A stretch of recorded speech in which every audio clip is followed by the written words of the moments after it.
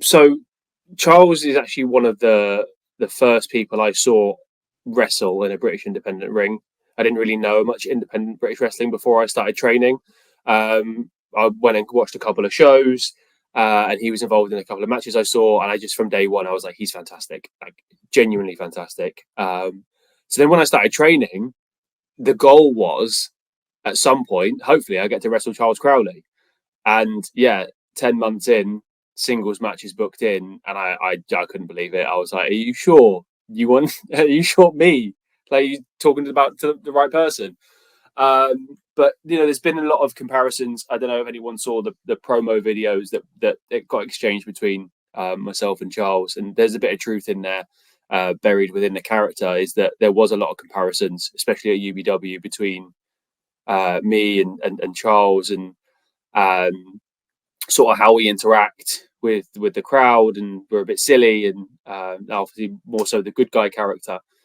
So I think that match was more, yeah, it was a moment really of kind of sort of acknowledging that in a secret way. But yeah, I mean, yeah, very grateful to get the sort of launch pad from then, from UBW and Square One, to end up in a position with less than a year's of show experience, going, like you say, one-on-one with one of the absolute best this country has to offer.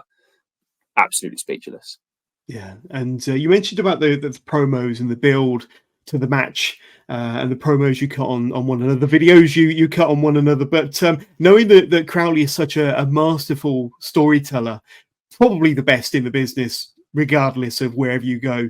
But was there any added pressure on you, knowing that whatever he put out on you, you had to match it?